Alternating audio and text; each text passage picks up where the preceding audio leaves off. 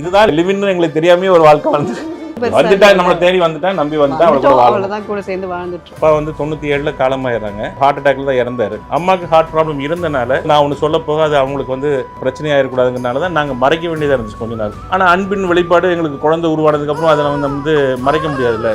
குழந்தை இருந்தால் அந்த குழந்தை இன்னைக்கு யார் பார்த்துப்போம். அப்போ அவள் நாங்கள் கல்யாணம் பண்ணிக்கிட்டா அது என் குழந்தைய நான் அடாப்ட் பண்ண வேண்டிய கட்டாயம் இருக்கு. அப்படித்தான் நாங்கள் வந்து குழந்தைய அடாப்ட் பண்ணோம். ஒரு நாள் அது தெரிய வரைஞ்சது. எல்லாம் கேவலமாக தான் ஃபர்ஸ்ட் பார்த்தாங்க. கழுவி ஊத்துறவங்களாம் உண்டு. அப்பா வந்து 97 காலமாயிடுறாங்க. ஹார்ட் அட்டாக்ல தான் இறந்தாரு. அம்மாவுக்கு ஹார்ட் ப்ராப்ளம் இருந்தனால என்னுடைய தாயை நான் வந்து நல்லா பார்த்துக்கணும், ஏதோ நான் ஒன்று சொல்ல போக அது அவங்களுக்கு வந்து பிரச்சனையாக இருக்கக்கூடாதுங்கிறனால தான் நாங்கள் மறைக்க வேண்டியதாக இருந்துச்சு கொஞ்ச நாள். ஆனால் அன்பின் வெளிப்பாடு எங்களுக்கு குழந்தை உருவானதுக்கு அப்புறம் அதை வந்து மறைக்க முடியாதுல்ல. வாட்ஸ்அப்ல இருக்கலாம், இல்லை இன்ஸ்டாலா இருக்கலாம். இப்பெல்லாம் எபிசோட்ஸ் வருதோ, நாங்கள் பண்ற எபிசோட்ஸ் வருதோ, கழுவி ஊத்துறவங்களாம் உண்டு. ஏன்னா அவங்களோட பாயிண்ட் ஆஃப் வியூல ஒரு தாய் தகப்பனை ஏமாத்திட்டு நீங்க இப்படி ஒரு வாழ்க்கை வாழ்ந்துட்டு இதை நியாயப்படுத்துற மாதிரி உட்காந்து பேசுறீங்களான்னு சொல்லி அவங்க வருத்தப்படுறவங்களும் இருக்காங்க. ஏன்னா அது நாங்கள் தவறான வழிகாட்டிகளா மற்றவங்களுக்கு இருந்துடக்கூடாதுன்னு அவங்க பயப்படுறாங்க. பேரண்ட்ஸா அவங்கள நான் எப்பவுமே போட்டுறதுல மதிக்கிறேன். ஆனா வந்து நடந்த ஒரு விஷயத்துல நான் என் இடத்துல என் ஷூல இருந்து அவங்க நின்று பார்த்தாங்கன்னா they will understand my pain. ஒருத்தி வந்து என்ன நம்பி என் வீட்டுக்கு வந்துட்டா அவளை வந்தவளை நான் போய் திருப்பி அனுப்ப முடியாது. அனுப்புனா அவ தப்பான ஒரு முடிவு எடுத்தானே என்ன பண்றதுங்கிற அந்த ஏரியாவும் இருக்கு. காலங்கள் வந்து எல்லாமே மாத்திடும். அதனால அது இதுதான் லிவின்னு எங்களுக்கு தெரியாமே ஒரு வாழ்க்கை வந்து அப்ப அந்த பேர்லாம் தெரியாது. அப்பெல்லாம் லிவின்லாம் ஒண்ணும் பெருசா வந்துட்டா நம்மள தேடி வந்துட்டா நம்பி வந்துட்டா அவ்வளவுதான் கூட சேர்ந்து வாழ்ந்துட்டு இருக்கோம். ஆனா இப்ப திடீர்னு வந்து அவங்க அம்மா கால் பண்ணி நான் சென்னையில வந்து உன்னை பாக்குறேன்ப்பா அப்படிலாம் சொல்றது உண்டா அந்த டைம்ல? அப்ப அதுக்கான ஏற்பாடுகள் நடத்துறோம். அப்பதான் இன்னும் பக்குன்னு இருக்கும் இல்லையா அந்த டைம்ல? பால் ப்ரிப்பேர்டா இருப்போம். நெக்ஸ்ட் என்ன பண்றதுன்னு.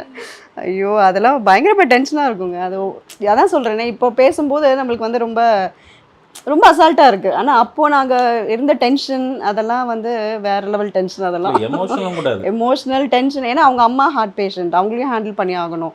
இவருக்கு 4 அக்கா இருக்கு, அவங்களையும் ஹேண்டில் பண்ணணும்.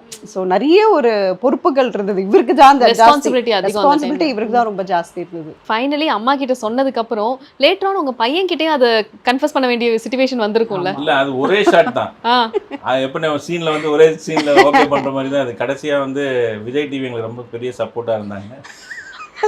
ஓகே, அவர் மூலியமா விஜய் டிவி மூலியமா சொல்ல வேண்டியது இருந்தது உலகத்துக்கே. இதுதான் என் பையன், நான் இப்படி சொல்லி தான் நான் கல்யாணம் பண்ணேன் அப்படின்ட்டு டிடி கிட்ட இன்டர்வியூ கொடுக்கும்போது அம்மா வீட்டு கல்யாணம் ஷோ ஓகே மொத்தமா போட்டு உடைச்சிட்டேன். அப்ப பையனோட ரியாக்ஷன்? அவங்க பையனுக்கு ஆல்மோஸ்ட் எல்லாமே நாங்க கொஞ்சம் பீரியட் ஆஃப் டைம்ல சொல்லி கொஞ்சம் வளர சொல்ல ஆரம்பிச்சிட்டோம். ஏன்னு சொல்ல ஆரம்பிச்சிட்டோம். அப்போ அவனுக்கு ஒரு இது வேணும்ல.